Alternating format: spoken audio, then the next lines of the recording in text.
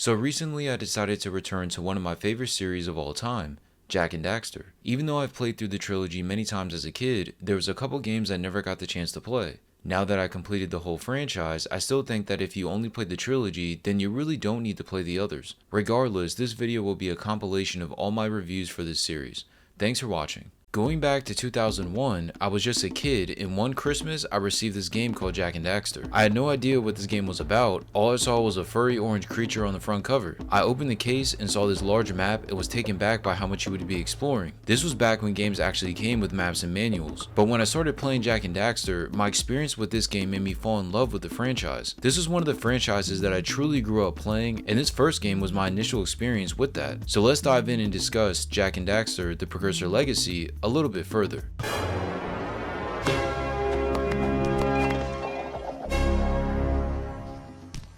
The gameplay for Jak and Daxter is about as simple as it gets. It's just a collectathon. All you're doing is going from area to area collecting a handful of different items. These were Precusor orbs, power cells, and scout flies. All of these could be found in every nook and cranny within the areas. And when I say nook and cranny, I mean it. There are some spots where these things are located that I wonder how a first time player could ever find. A perfect example is at the beach. If you swim over to this waterfall, there's some orbs hidden behind it. Why in the world would anybody swim over behind the waterfall? I certainly didn't on my first playthrough. And it doesn't stop with the orbs. All the items have areas where they're hidden and easy to miss places. You really have to search every spot within these locations to make sure you don't miss anything. But since this game is a collectathon, I guess that makes sense. Now you might be thinking, what is the purpose of collecting all these items? Well, this is explained early on, as orbs serve as the currency for the game, while the power cells are what you need to fuel the zoomer in your quest. The scout flies were these things that were supposed to help you find the power cells, but ended up being captured by these enemies called the lurkers. More importantly, as you collect more Precusor orbs, you can trade them in with different villagers and these Precusor statues located all around the world. The power cells are by far the most important item you can get in the game, as you need them to progress, and you even have a cool animation that plays every time you get one. Obtaining all these seems boring, but it's actually really fun. This game is one of those titles that I come back and play all the time. It's just something that I chill out and vibe to, especially once you know where everything is. Getting every item is where the platforming comes in. The entire world is separated by areas based on different terrains. For example, the first section of the game consists of the village,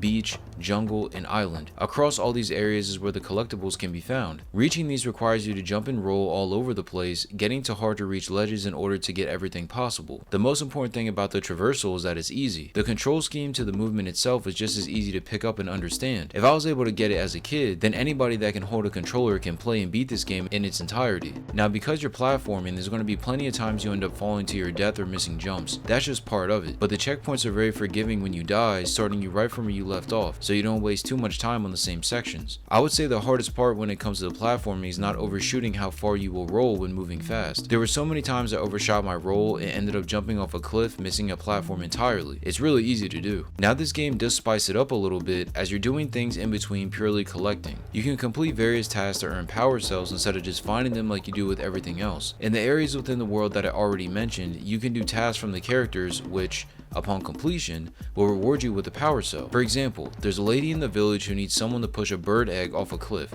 Once you do, you get a power cell. This was a simple task, but that's how the entire structure of the game is set up. Some tasks are harder than others, but pretty much all of them are fun to do. To make things even better, doing certain tasks will unlock things that will allow you to complete other tasks on top of earning a power cell. Like in the egg example I mentioned, once the bird hatches out of the egg, you can use the bird within the gameplay during certain segments. I thought this was a good incentive to get players to try and do everything, because you're never going to know what you're going to unlock. Personally, my favorite part of the game was the eco. This eco was essentially different elements of power that would grant you various abilities that will help you complete the tasks and acquire everything in the game. They consisted of a couple different types: green, blue, yellow, and red. Green being for healing, blue for faster speed, yellow for shooting blasts, and red for super strength. Using these in different situations added another layer to the gameplay, as it made things a bit more exciting during the actual combat. Specifically looking at the yellow and red eco, using these in tandem with your punches and spin kicks made Jak an unstoppable killing machine. The lurkers didn't stand a chance. Finding the eco was easy, as it was just packed in certain areas, found in crates, or found inside eco vents, which could be unlocked by activating the switch somewhere within the map. The eco makes this gameplay memorable because it turned the gameplay up a notch and gave this game its own feel, something to separate this from other titles at the time. There's a couple boss fights that you can look forward to that requires you to use a combination of your melee abilities and platforming in order to defeat. I don't think any of these bosses are hard at all. If anything, it's easy to make mistakes because of the platforming, as you can mistime a jump or roll and end up getting hit. But for a collectible game that had boss fights, this was really impressive, because I definitely wasn't anticipating that as a kid. I was just happy to be collecting stuff. Without a doubt, the ending boss fight is the best, as it requires you to use all your abilities to take them down, and it reveals a special type of eco at the end. Just the inclusion of these fights was a nice treat. I said this a couple times now, but the enemies you fight in this game are called lurkers, and pretty much you're beating up these monsters that come in different shapes and sizes. They are a menace and are always at the center of different tasks and things that you need to complete. You might have to punch them, shoot them, fly into them, but they're always just around. They aren't memorable though, as these stupid things just stand in your way of attaining everything and every collectible in the area. But for a collectathon game, these guys served as capable enemies to face off against. Honestly, that's really it for the gameplay. But there's one thing that I haven't addressed, and that is, what is your reward for collecting everything in the game? And that answer would be a sort of secret ending that comes after you finish the game. If you beat the game and don't have everything collected, you'll have to get it, then come back, and it will play. However, if you do have everything collected by the time you beat the game, Daxter will say something cool before you give up all 101 power cells. I'd be lying if I said the cutscene itself was worth it, because it's really not, but I do think 100%ing the game is worth doing at least once to see it for yourself. In regards to the gameplay, this is what Jak and Daxter is. This is one of those games that's meant to be replayed over and over once you learn where everything is. There's even a speedrunning community for the Jak games, and this one is still being streamed by plenty of streamers to this day. I think this gameplay is so addicting and just a blast to go through. There's something about running around and collecting stuff that is so satisfying. Maybe it's the checklist, as feeling like I've completed something by 100%ing an area really never gets old. This gameplay is just timeless, honestly. In regards to the story, this is not where Jak and Daxter shines. This doesn't mean that the story isn't present, it's just bare bones. The setup is done early, as you and your friend Daxter are on Misty Island messing around when Daxter falls in a pool of dark eco and gets turned into an Ottsel. From here is where the journey begins, as you go on a quest to return Daxter back to his human form. As you travel from area to area, you meet different characters, all giving you tasks and giving you some insight into what they've been dealing with. However, all of this is self-contained, as most of what they're talking about doesn't relate to what you're trying to accomplish. Of course, interacting with them is necessary, as helping them gives you power cells and allows you to continue your quest, but it's not like your relationship with them directly affects your overall goal. Even still, interacting with these characters is memorable because of the varying personalities. It's nice to talk to Kira and Samos, as those scenes actually push the story forward and tell you what's going on, but other than those, that's really it. I don't think the lack of a story is a knock on the game, it's just an interesting choice. By the time you roll credits, the problem that was established in the beginning will have come to a resolution, and the secret cutscene will leave things in a definitive place. I wish that there was more to this story, but most of it comes by interacting with the villagers. What's funny about this is that you can skip most of the cutscenes with them as well, so when completing the task, you don't ever have to talk to anybody. Consider this, and there's even less of a story than before. Just a funny situation overall. Overall, Jak and Daxter the Precusor Legacy is fantastic. Even though it's a collectathon, the game is just fun. Every time I play it, it takes me back to a time when gaming was better and companies took chances on creating new franchises. If you're not a fan of the repetitive gameplay loop, then I understand, but for someone like me who enjoys comfy and chill games, I think this is an instant classic, and it was a fantastic base for the Jak games to come after. For those reasons, I want to give this game a 9.5. Jak and Daxter is my second favorite franchise ever, and this game had a lot to do with that. This game holds a special place in my heart among platformers, and I come back to it all the time and replay it. Especially with the open goal version being out, this game pretty much has a PC port, so there's never been a better time to give this game a try. I highly recommend it. Growing up, I was a huge fan of the Jak and Daxter series. I played the original trilogy on the PS2 so many times I lost track, but one game that I never got the chance to play was Daxter, which released on the PSP. I was one of the few kids that didn't own a PSP back in the day, so this game eluded me for many years, but with PlayStation finally porting this to current gen consoles, I was able to experience this for the first time. After years of not knowing what Daxter went through when searching for Jak, I now know what he did to get Jak out of prison, but for the actual experience, it could have been better. Forget the rat! The Baron wants him! Don't worry, Jak! I'll save you before you know it!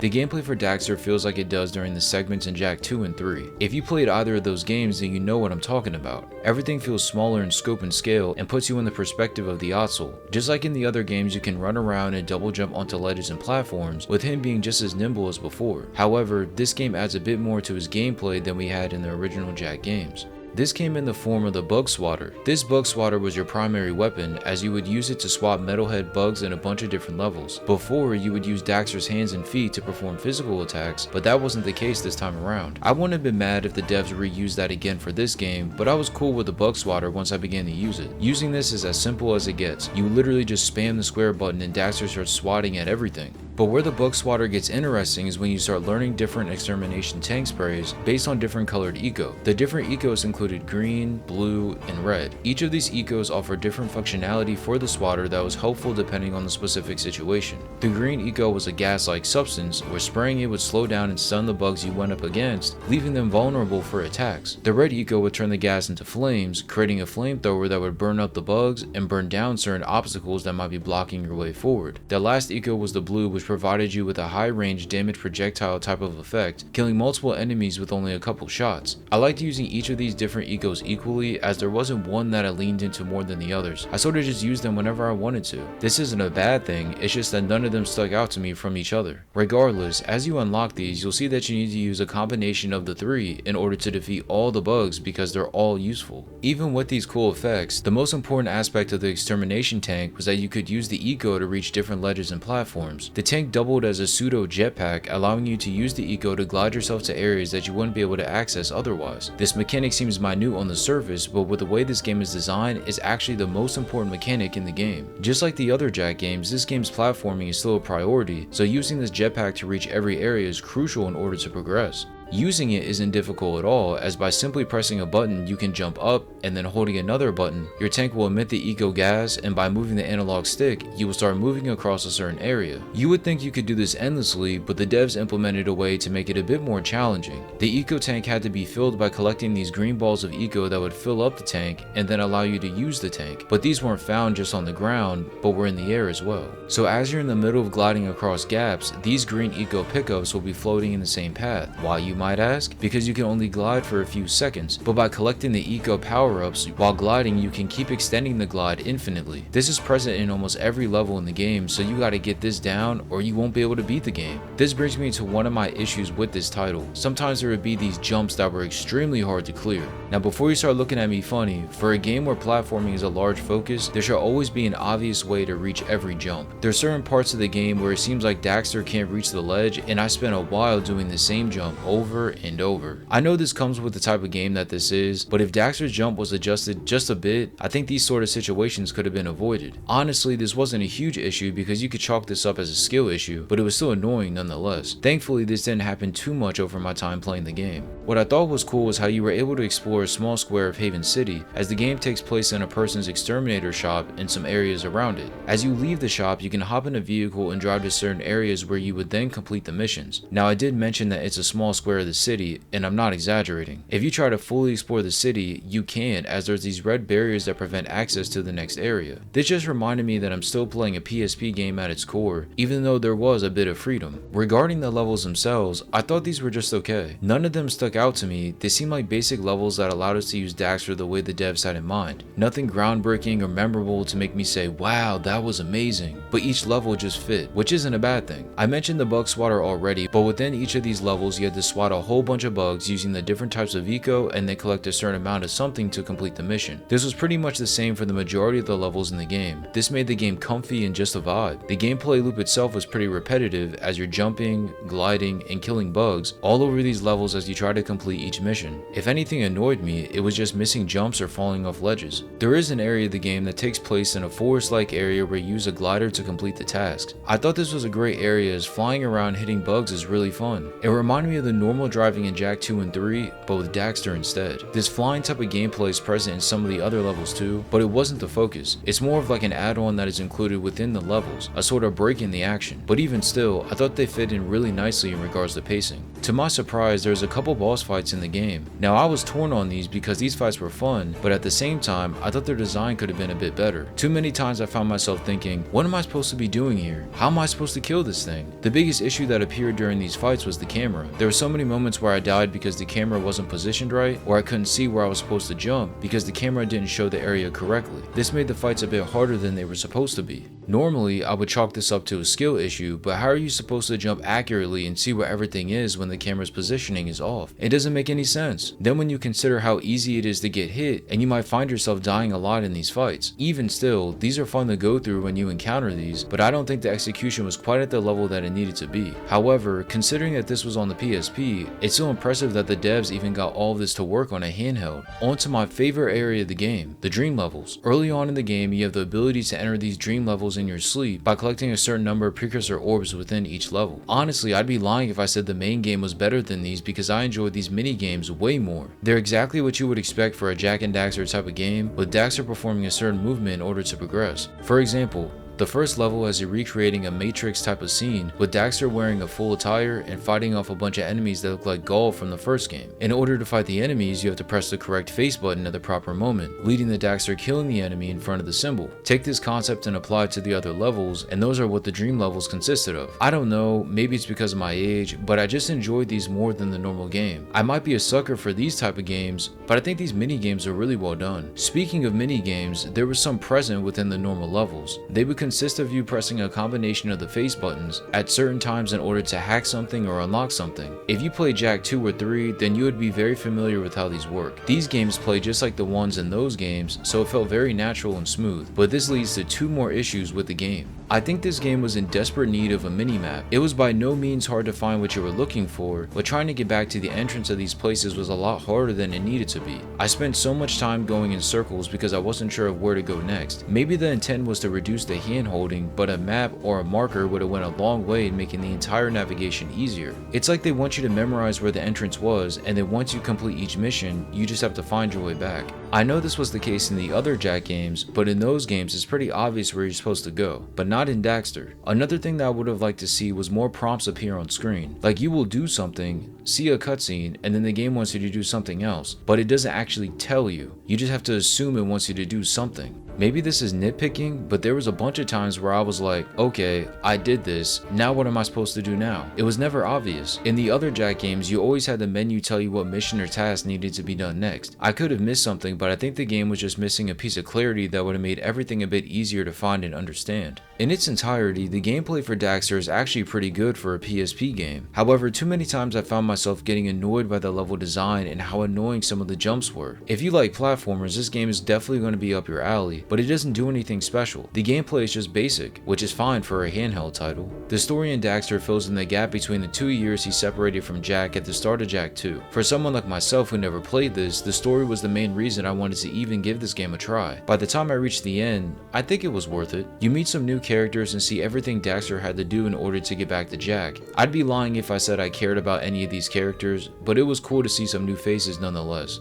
What took me out of the experience a little was how bad the graphics were on the cutscenes. The game looked good during the gameplay, but the actual scenes themselves looked rough. Many times they were pixelated and blurry, which is really jarring after going through a long gameplay segment. You could still see what was going on and understand what was happening, but it was just nasty to look at. So many times I would start a cutscene and just give an ugly face because the scenes looked that bad. Even with that in mind, the story was simple and easy to follow. As Daxter works at an exterminator shop, the whole premise of the store was helping the shopkeepers so you could get back to Jak. As you get to the latter stages of the game, that's when the good story beats start dropping. You see appearances from Errol and the Metalhead leader, offering additional context to help clear up some gray areas leading into Jak 2. I won't spoil on what those were, but if you play Jak 2 before and then play this, you'll find yourself like, oh, okay, so he knew this and this is why they were doing that. By the time you finish the game. The story itself doesn't do anything crazy, but it does exactly what it's supposed to do. Fill in the blanks after the intro scene of Jak 2 and help connect the story of Jak 1 to Jak 2 a bit more seamlessly. To put it simply, if you enjoyed any of the stories in the other Jak games, you'll enjoy the story with this game. Just don't be expecting anything jaw-dropping because you're not going to get that with this one.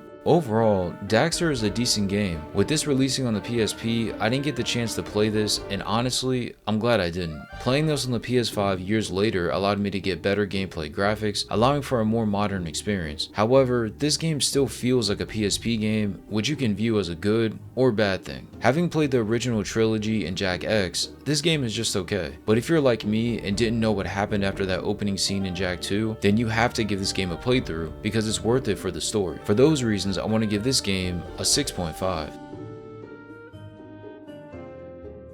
This game is by no means a bad game, but it's forgettable. Once you see what Daxter did to get back to Jak, there isn't a reason to return to this game ever. This game is the definition of a one and done, as after you finish it, I doubt you want to run this game back unless you're going for trophies. Regardless, if you're a huge Jak fan like myself, then you have to play this just to check this game off your list. I think this game probably hit way more back when the PSP was in its prime, but in 2025, not as much. Jak and Daxter is my second favorite franchise of all time, and recently I've been going through the entire Jak series for a fresh perspective. I started playing this game as a kid, and even all those years ago, this series still has a special place in my heart. And honestly, Jak II has a lot to do with that. I love Jak and Daxter the Precusor legacy, as that's what got me into the series, but Jak II is where this series evolved into GOAT status for me. So coming back to this game yet again, I wanted to go into how I feel about the game in its entirety all these years later. Ding ding, third floor. Body chains, roach food, torture devices. Hey buddy, you seen any heroes around here? Whoa! What'd they do to you? Jak, it's me, Daxter. That's a fine hello. I've been crawling around in this place, risking my tail, literally, to save you. I've been looking for you for 2 years. Say something, just this once.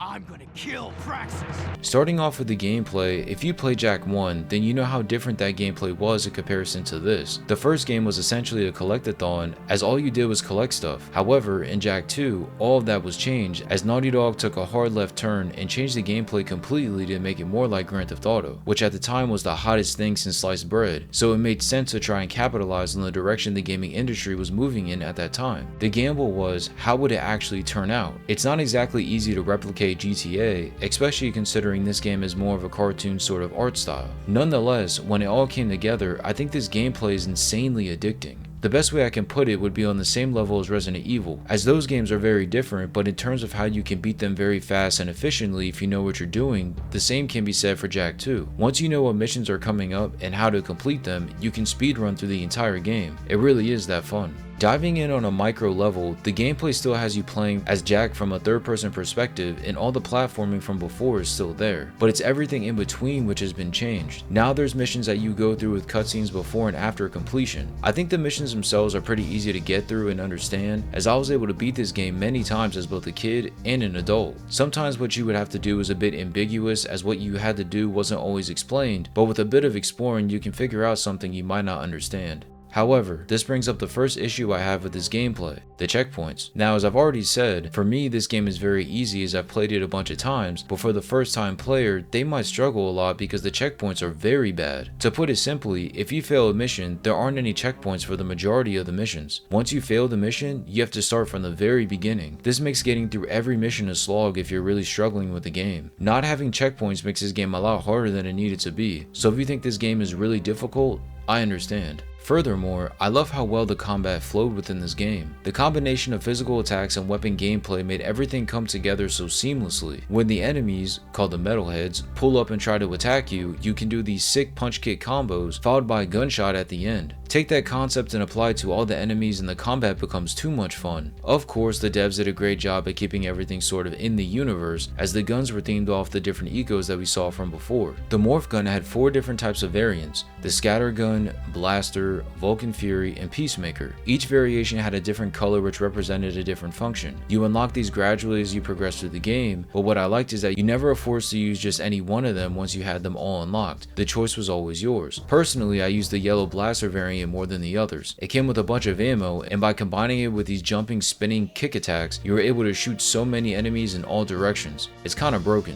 Using the weapons against the enemies did require some thought, as the enemy variety was done well since there was a slew of metalheads that could appear on any given mission. Not every gun was the best choice to use against every type of metalhead. Sometimes they were larger in size or faster in speed, so you had to adjust your strategy so your gun would match the type of enemy you were facing. Combine this with the existing melee combat, and this entire system evolved perfectly. And I haven't even mentioned the couple boss fights that are in the game. In my opinion, the game can be broken up into thirds, as there's a major boss fight after each third of the game. Each of these boss fights are really fun and require you to use your guns in order to deal damage. I thought the designs of these fights were well done, as they didn't feel cheap or unfair, but instead balanced and structured. As you took down one of the life bars, the battle would move on to the next phase, which would change the boss's attacks ever so slightly. Once you got through all the phases, the fight was over. I wouldn't say any of these were hard, but I think you're not paying attention or not understanding how to kill the boss. You're going to struggle a bit. I love these fights though. The new mechanic that was introduced in this game was the ability to use Dark Eco to give Jak dark powers. This pretty much made Jak a Super Saiyan demon creature, which is pretty cool. However, if I'm being honest, I didn't use these much. I was so good with using the guns for each mission, I didn't think there was a big need to use the powers during combat. Of course, there are times where it's obvious that you should be using the dark attacks, but those don't happen that often. And it's not that I didn't like them, but I think that the guns are more efficient and fun to use. Still, if you collect enough metalhead gems and unlock the moves, using Dark Jak can actually be really beneficial in certain situations. One in particular that I have to mention is the mission where Brooder shows you where a piece of the Seal of Mar is located. Once you grab it, you have to escape by getting through endless waves of Crimson Guards, which are the police. This is one of the hardest missions in the game as a kid. However, once I discovered a trick, this made the mission a breeze. If you have a full Dark Jak charge before starting the mission, once the cutscene ends, you turn into Dark Jak,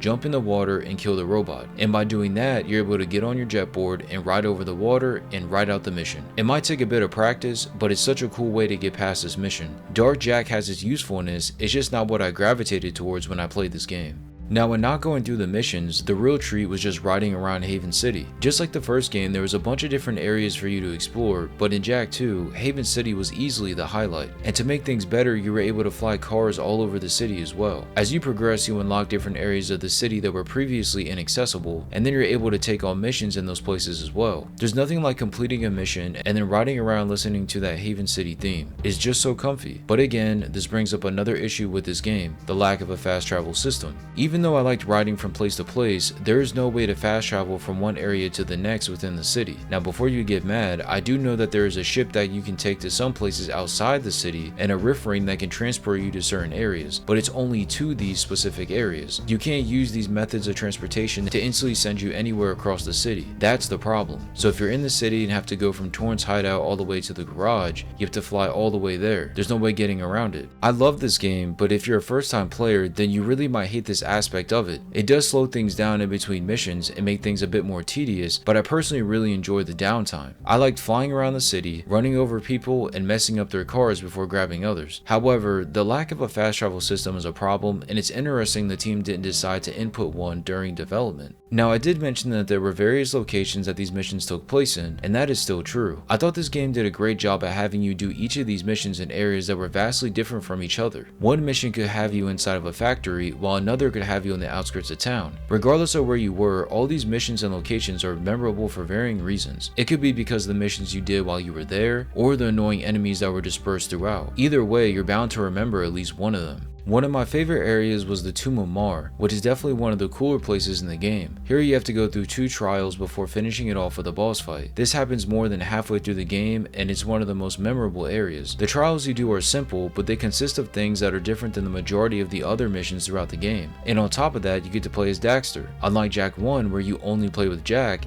Daxter does have playable sections in this game. If you have played Daxter, which released on the PSP after this title, then you know exactly how he plays. It's pretty basic, as you only have a couple of moves, but being able to play as him nonetheless was just a bonus for the gameplay. I'm glad we started playing with him in this title, because I'm sure that question would have been brought up eventually if that wasn't the case. The locations of all these missions just help to make this game feel more unique and different from the first in every way possible. In regards to the gameplay, Jak II is an absolute blast. It's so simple to pick up and understand, yet it's built upon the foundation that was started in Jak I and serves as a nice evolution of what was created before. There are some minor issues, but I think those are more due to the time of when this game was initially developed. So for a series trying to recreate the style of gameplay that GTA had, I think Naughty Dog pretty much nailed it. As far as the story goes, this was a lot better than I thought it was gonna be. If you played Jak I and got the secret cutscene for 100%ing the game, then Jak II picks up right after that. You start out with the ring that you found at the end of 1 and use that to teleport into the future, where you end up getting dark powers and are separated from your friends. From here is where the story picks up as you seek revenge for what you've been through, all while trying to reunite with everyone from before. But of course, it's never that simple. As you try to accomplish that goal, things get messy and you discover a lot more about Haven City and everything in it. The true villain is revealed and you'll see how everything is all connected, considering time travel is an important aspect of this story. Usually when time travel is involved with games, it's done pretty bad, but I think it was done well in this one. At times this game gets a bit confusing, but if you put the pieces together, you'll always have a sense of what's going on. I think the pacing of this game was solid, as everything starts slow, and then as you complete each act, things start ramping up all the way until the conclusion. Once you reach a certain point, all hell breaks loose and it's obvious that you're in the end game. Playing this as a kid when the villain is revealed, I couldn't believe my eyes. Maybe because I was younger, but I thought the story did a great job at not making obvious who the villain was until it was actually shown to us. In addition, the plot did a great job at setting things up to make you believe one thing when in actuality the other was true. Either way, this moment will always stand as one of my favorite gaming moments of all time. As you progress in the story, you meet new characters, and watching them interact really gave you a reason to get attached to any of them, whereas in Jak 1 they truly felt like NPCs. Like you completed tasks for them, but outside of Kira and Samos, why should you care? Jak 2 actually gave you incentive to try and care about these people. Seeing them react to the changing situation helped make everything more tense and add more drama to the already hectic situation. It was a nice touch. If there was any critique I would have to the story, it's that some of the scenes didn't have any meaning to the story. They were just specific to the mission that you needed to complete. This wasn't all the time, but every now and again, this would be the case. This is more of a nitpick, but since I played this so many times, I did notice it. It isn't a big deal at all though. Overall, Jak 2 is a fantastic game. For Naughty Dog to take a chance and push the series in a direction that many weren't expecting, I think they nailed it. I understand if you don't like this game because you're more of a fan of one's gameplay style, but for me, I love this change and think this was the right move in the long term. This game isn't perfect, but for me it holds a special place and it still stands as my second favorite game ever. For those reasons, I'm going to give this game a 10. For the couple issues that I mentioned earlier, those might turn you off from this game, but trust me, you want to give this game a try. It's just fun. Even if you don't vibe with the story, this gameplay makes it a blast to go through. With this switch in gameplay, the next game in the series, Jak 3, would take this exact formula and expand upon it even further. Coming off of Jak 2, which I absolutely loved, I was curious as how Naughty Dog could improve upon that game. Jak 2 did so much right, what could they do to make this next game even better? Where would the story go, as a lot was wrapped up by the end of the previous game? Well, these questions would be answered by the end of Jak 3, and coming back to this game years later showed me that as much as I loved it, it's not better than Jak 2. Even still, this game felt like the last true Jak game in the series, even though more installments will come later on. Let's dive in and talk about Jak 3 in more detail. The gameplay for Jak 3 is almost identical to how it was in Jak 2, so if you played that game then you know exactly what to expect. As I said in my Jak 2 review, that game only added on the foundation that Jak 1 had established, and the same can be said about Jak 3. Even though the gameplay is the same from 2, there are different mechanics that allow this game to breathe on its own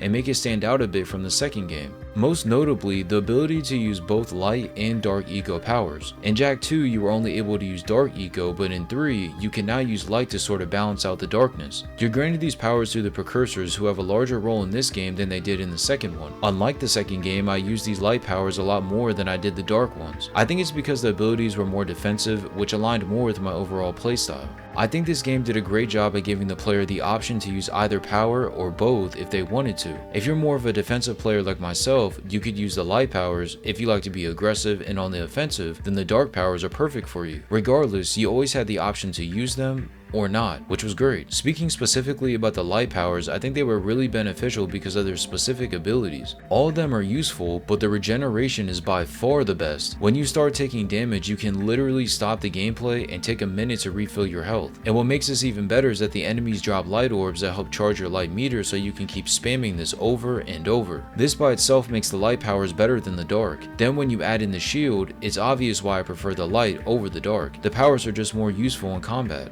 There's not much that has changed about the dark. It feels about the same as it did in 2. If anything, I think using the Dark Blast was more satisfying this time around because it felt like you were creating a Kamehameha. I couldn't quite put my finger on it, but it was really fun to use, especially when you're blasting away structures with that attack. What's cool is that the entire balance of light and dark was depicted in the story and translates directly into the gameplay. You truly have to balance both sets of powers and how you use them. It was very well done. Moving on from the powers, the guns are probably my favorite aspect of the gameplay for this title. They've been expanded upon from 2 and offer so many more options when going through combat. Before, it was 4 variants on the morph gun, but now there's 3 additional variants for each type of eco on the morph gun, giving you different guns with more abilities. Again, just like 2, you have the ability to use whichever one you want, whenever you wanted. Now of course, there are drawbacks with some of these, as some aren't as powerful as others, and then some use up a lot of ammo, but you'll learn that as you progress further in the game. However, I cannot go without mentioning the best weapon in the game, the beam reflector. This weapon is absolutely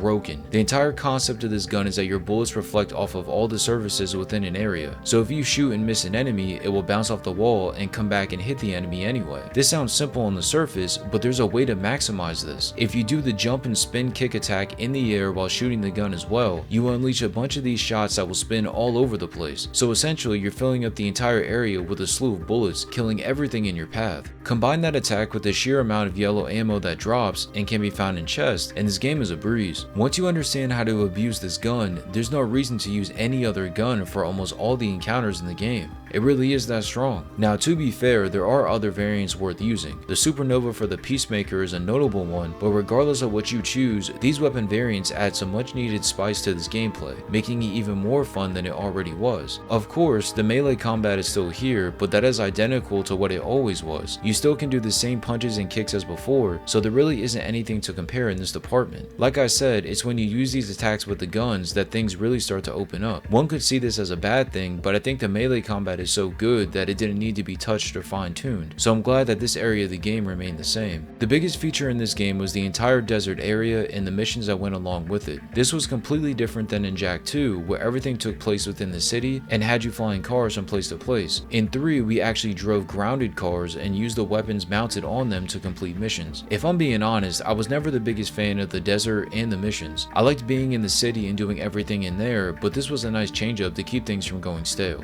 Driving the vehicles over the hills would get annoying at times, with you tipping over easily or your car exploding thanks to the marauders that would be chasing you was also a pain. Add in the sandstorms and time trials, and these missions were forgettable. Even though I didn't care for the desert gameplay, it fit in perfectly with the story and tone that this game was going for. With how bleak everything was, this game was more gritty and dirty than 2, and playing sections in the desert, killing metalheads in caves, and visiting temples reflected this perfectly. You do unlock different vehicles as you progress further in the game, but the Sandshark is by far the best vehicle in the game. It's fast, efficient, and the machine guns on the vehicle kill things with ease. The other vehicles are cool, but this one takes the cake. It's useful in just about every situation and makes dealing with all the annoying stuff in the desert easier. I appreciated that there was no additional requirements to unlock these cars other than just playing the game. Yes, some of the cars you have to unlock by collecting orbs, but for the main cars there weren't any additional things that you had to do, which was nice. Since we're on the topic of the desert, I have to mention the final boss. Avoiding spoilers, but there's a first part to this where you have to shoot these eco-filled diamonds on the bottom of this giant machine, and I have no idea what the devs were smoking when they made this. This is by far the worst moment you'll have driving in the desert. This machine is absolutely massive in size, and its diamonds are located on all 3 sides of its feet, requiring you to be in the perfect spot to shoot them. And I didn't even mention the fact that it's constantly moving the whole time and can stomp on you at any second. Just a poorly designed first piece of the mission. Thankfully, the second part of the boss fight makes up for it, but still, that first part was ass. Moving on, eventually you end up making it back to Haven City and the other areas inside it. This is another issue I had with this game, as I didn't quite like the redesign of all the locations. One in particular was the Haven Forest and the area before it. I thought it was fine the way it was before, but since things are in such a war-torn state in 3, it does make sense. I just didn't vibe with it. When in the gameplay it does work, but if you play 2, you would know what I mean. All these areas were just fleshed out perfectly. The only area that I thought was done even better was the sewers. The entire place was changed both horizontally and vertically. There's a bunch of different rooms and areas that lead to other places that weren't there before. Then when you add in the theme, it makes this area one of my favorite in the entire game, which surprised me for sure. But just like Jak II, this game does a great job at having you complete these missions in a variety of locations. I think all the missions in or around the temple have to be the best in the game. I think the mission where you have to return to Haven City might be my favorite in the entire game. It's lengthy and you can just see the amount of effort that was put into this section, as it doesn't flow like the typical missions. It just feels different. Plus it ends with a boss fight, which was one of a few. The boss fights are just like 2, where you have to complete a couple of phases where the attacks change and things get a bit harder. Honestly, they're still just as easy, and as long as you're paying attention, you shouldn't die here too much. It was nice that there was more boss fights in this, as the couple that was in 2 wasn't quite enough for my liking. If I had to pick a favorite boss fight, the last one would be my favorite for sure. One of my biggest gripes with Jak II was the lack of a fast travel system, and that has been fixed to a large degree in 3. Traveling from place to place doesn't take nearly as long, and when you do, you don't need to go long distances. It's usually from the city to the desert and vice versa. However, it's still present to a degree in the desert, as you'll find yourself driving from there to Spargus and back frequently. But in comparison to 2, this was a vast improvement. So if you're worried about that being the same, don't be, because it's not. Another issue that was fixed completely was the checkpoints. The checkpoints in 3 are nowhere near as bad as they were in 2. In that game, if you died, you had to start the whole mission over. However, in 3, each time you died, you usually would start in a certain spot somewhere within that mission. You never had to go all the way back to the beginning. I think this made the game so much easier than before. Now, to be fair, I have played this game so many times that I think it's always been easy, but for a first time player, this game will be significantly easier than Jak II, which is a good thing for sure. One thing I failed to mention in 2 was the mini games, and those are still here in 3, and some were fun, while others are a bit of a chore. They kinda seem thrown in without a whole lot of thought behind it, but they're still fun. I think they were just done better in 2, but at least they were brought back in 3, so that was appreciated. I just think the mission structure for them could have been a bit better. For the most part, Jak 3's gameplay improved on 2's in every aspect, but for some reason, I just think something was missing. I can't quite put my finger on it, but that's what I thought. Even still, the gameplay is very fun, and if you enjoy 2's gameplay, you're bound to enjoy this one's as well.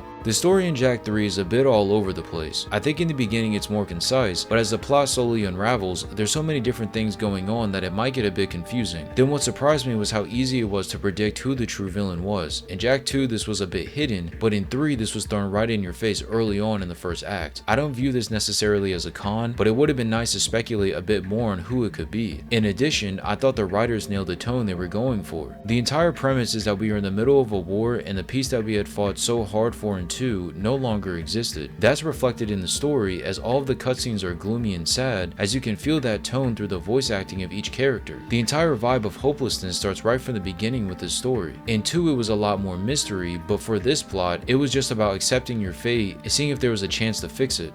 We were introduced to new characters, and I thought they were woven into the story pretty well. I didn't always care for all of them, but they were noticeable enough for them to leave some sort of impression. Seeing the old characters interact with the new ones and reference past events really helped bring things full circle, only cementing the fact that this is indeed the third adventure and a lot has happened from Jak 1. The main problem I have with this story is that there was a lot of stories sandwiched in there. It felt like this game needed another 5 hours to expand a bit more on some of the story beats that were only just established in this. It's like the writers had a whole bunch of ideas and tried to wrap everything up in one game. Because of this, there are a lot of great moments, but then some moments that had me like, okay. One thing that I did like though was the emotional connection. I thought that out of this trilogy, Jak 3 is by far the most emotional game. Maybe it's because of the tone, but there was more emotion portrayed in this game than the others. Especially as a kid, by the time I rolled credits, I was hit with a couple of different emotions. If there's one thing this story did, it sort of leaned into the fact that this duo has been in multiple adventures, and it ends in a way that makes you think that there could be more in the future, which there ultimately ends up being.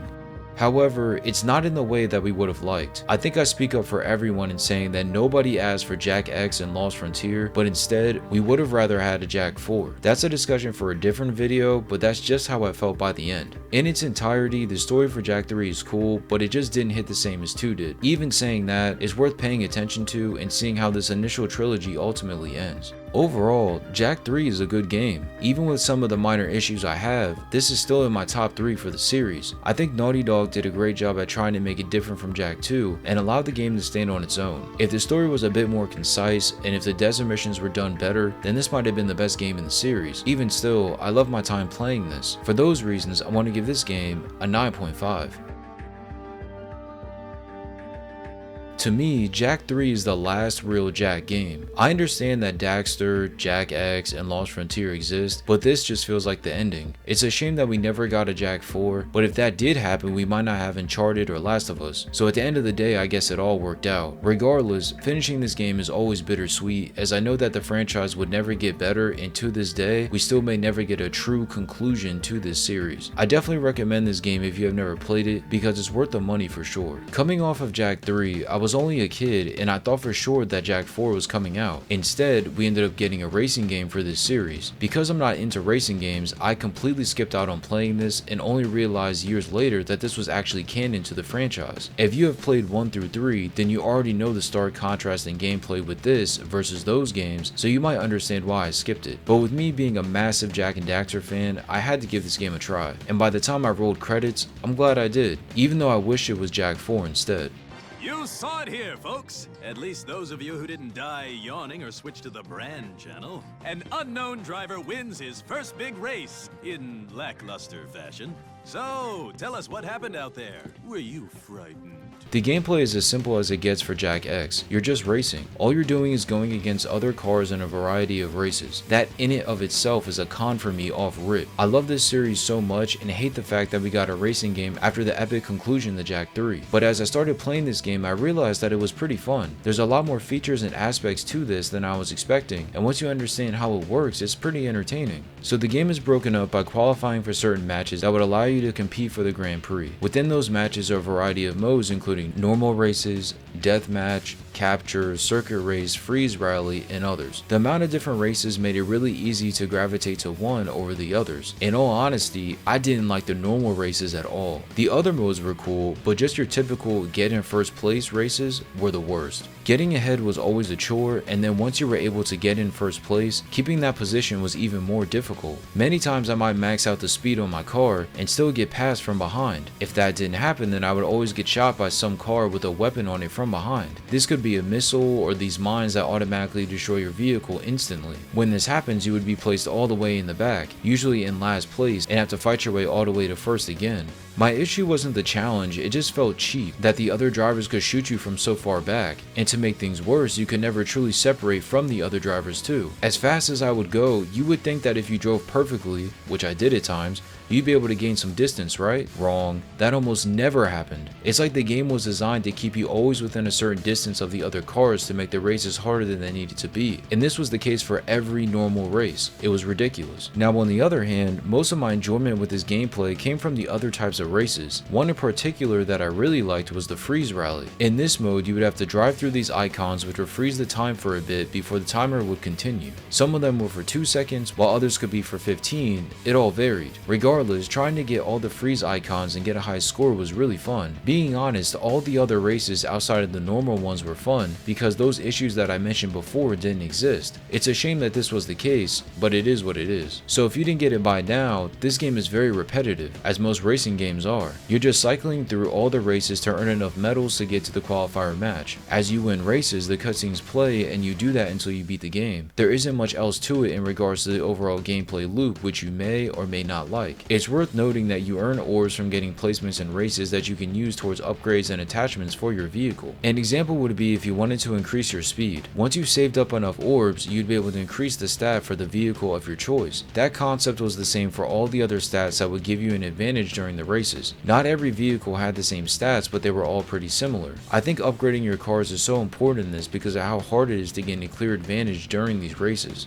There was an exhibition mode where you could use any of the cars available along with the other characters you unlocked as you got deeper into the story. I didn't play this mode much, but it is there if you wanted to practice or just play as people other than Jak. One area that I thought was done well was the stages for each of the races. Sometimes the tracks themselves were a bit annoying, but the actual scenery and layout was really cool. The team actually turned the areas from other games into their own tracks that you could race on. So when you're on the menu and you're seeing where this particular race is going to be, it's probably going to be an area that you recognize. Then to make things even better, the OST for this game was awesome. It was fast and upbeat, exactly what you would expect to see from a racing game. If there was one thing that I remember the most from my time playing this, it would be the music, because it really is that good. Honestly, that's about it in regards to gameplay. It's pretty basic and I enjoyed it a lot when I wasn't doing normal races, which was a huge chunk of the gameplay unfortunately. Nevertheless, I was impressed with how it felt to actually go through all the races, especially for a game where the races were never at the forefront of the gameplay. The story for Jak X was just okay. I didn't love it, but I didn't hate it either. To put it simply, you're forced to race to save your lives after you're poisoned during a celebration. How you get poisoned was done well, but who you're poisoned by die was a bit of a stretch. If you played this, then you know what I'm talking about. It's pretty unbelievable that the character who poisoned you is capable of having children, but I digress. You meet a variety of new and familiar faces all while racing through the different areas. Once you complete some races, the cutscenes will play, giving you additional story beats to unravel the plot just a little bit more.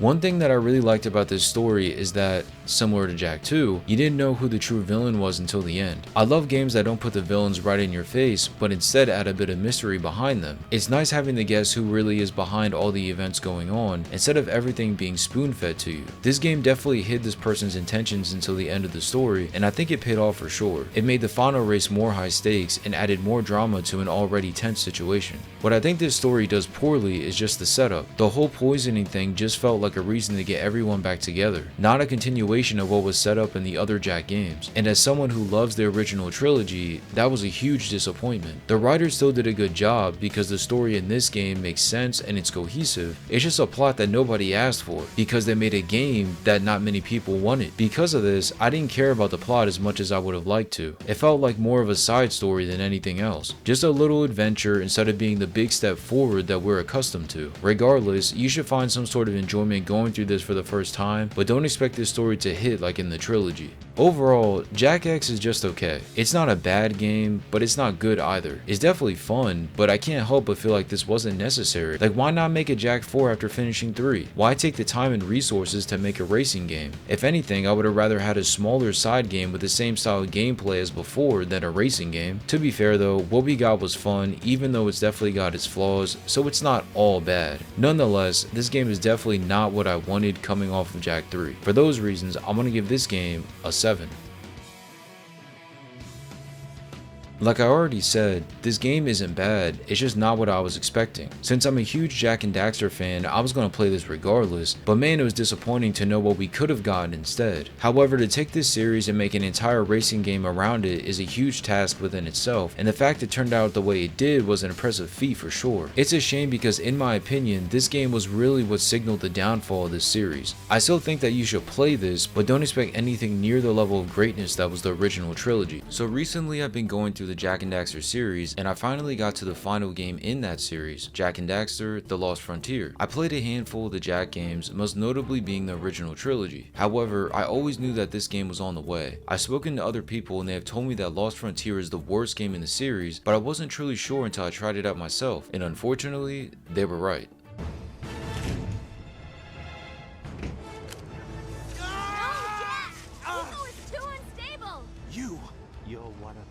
Let's just dive into the gameplay for Lost Frontier. It's apparent that the team tried to mimic the gameplay from Jak 2 and 3, but adding in some different things to spice it up a bit. Honestly, I think the ideas are really good, but the execution was just bad. Maybe because this was a smaller game in terms of scale, but I think if this game had the proper budget and production behind it, then it could have been on the level of the original trilogy. Instead, it ended up being lackluster. So let's look at this on a smaller level. You still play in a third-person perspective as Jak with Daxter on his shoulder, which is nice, and when running into enemies you can still perform the usual melee attacks. The punches and kicks are about the same as before, but again, it just didn't feel as fast or fluid as before. It was a bit more jank. Finding an opening to attack the enemy with these punches and kicks isn't hard, but actually executing them just didn't feel as it did before.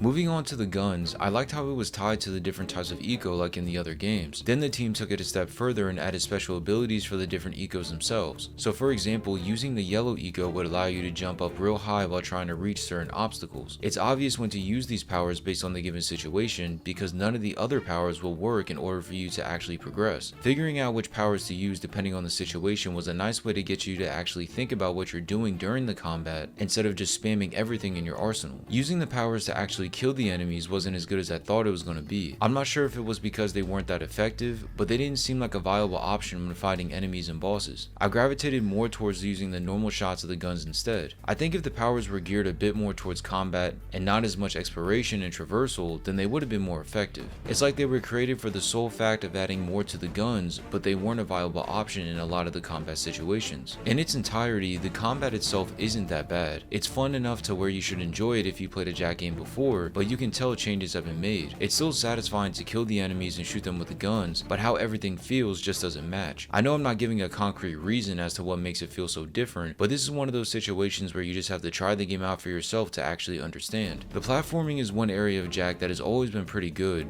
but in this game it was bad. I think it was more due to the overall movement and less to the platforming itself. Moving Jak felt slow and jank, even when not really doing anything. Just running from place to place, he does this sort of run that doesn't feel right. So when I finally started platforming, you can imagine how that was. It's like I was playing Frogger and had to slowly hop on each ledge and platform instead of jumping fluidly. I couldn't tell you the amount of times I would miss jumps because the jumping itself was so weird to execute. I missed plenty of ledges and hard to reach places simply because the movement was so bad. Thankfully, there wasn't a lot of situations where enemies were placed in locations where you had to platform to, so you didn't have to worry about killing them while trying to jump up somewhere. It's interesting because it's clear the team tried replicating the platforming because you'll get through sections where you're jumping on poles and going across gaps that are all too familiar from the older games. It's just the execution itself was flawed. A new feature that was added in this game that didn't exist in the others was the ability to fly ships. And no, I don't mean flying cars throughout a city, I mean you would literally fly ships across giant areas. On paper this sounds really cool, flying throughout new areas, exploring and finding new locations to check out. Then you add on the aerial combat and this should have all worked perfectly, right?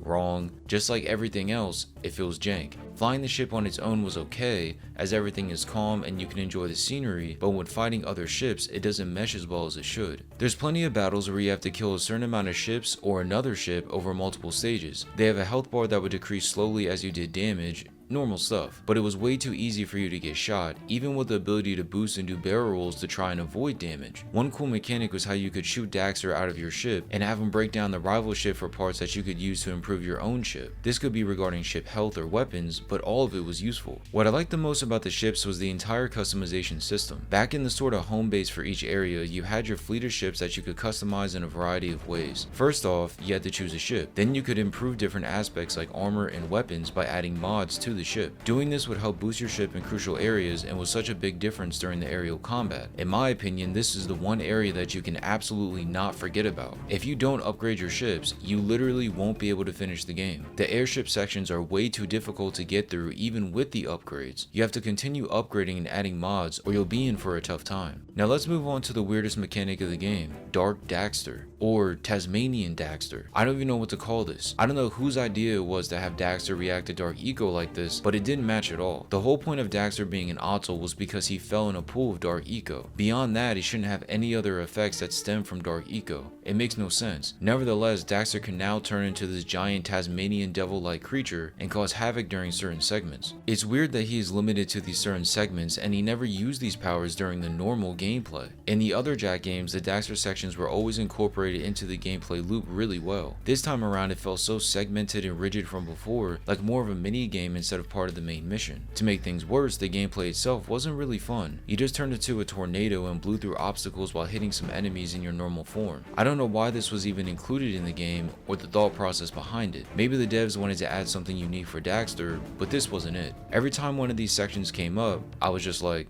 oh brother, here we go again. When it comes to the locations, I was a bit torn on this. I liked how there was a lot of them and you were able to venture onto the ships to explore what was on them. Then after flying to another area, the mission would take place in that particular location, sort of like Jak 2 and 3. However, these areas weren't really all that impressive. I liked the design, but they felt more like random areas with different environments. There was no reason for me to actually care about the location itself. Like in the previous game, the areas you would fight in held some sort of value.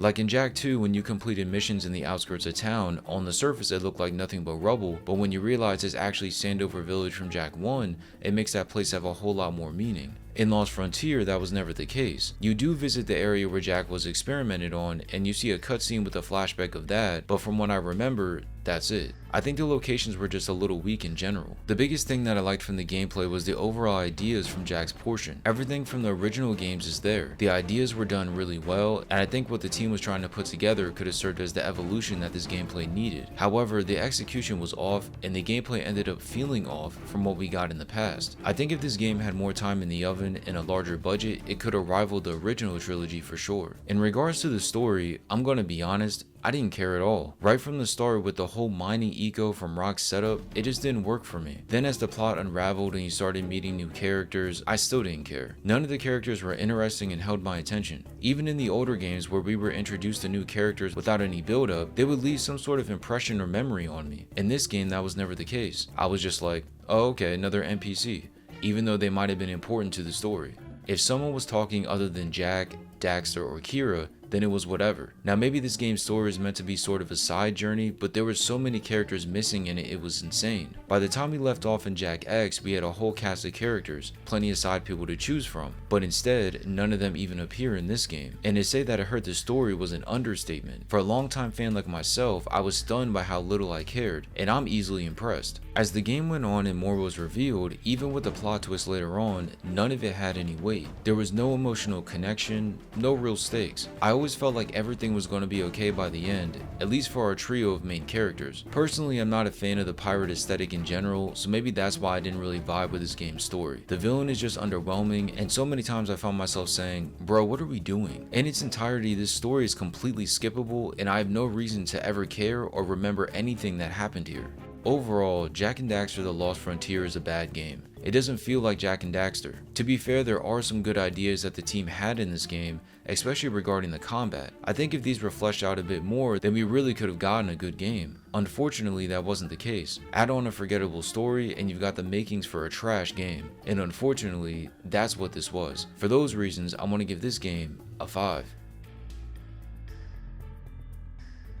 This isn't the worst game I've ever played, but it's bad. And for it to be a Jak and Daxter game, it hurts even more. I think you should only play this if you're a hardcore Jak fan like me. If you enjoyed the OG trilogy but never played this, I wouldn't recommend it. Having this be the last game in the franchise hurts, as I think this series ended in a bad way. The only hope for this series now would be a remake of one of the trilogy games or a Jak IV, but with current Naughty Dog, I don't think that would ever happen. But it is what it is, I guess. What did you think about Jak and Daxter The Lost Frontier? Have you played this before, or are you hearing about this for the first time? Let me know in the comment section below, and if you enjoyed this video, feel free to watch one of my other reviews right here.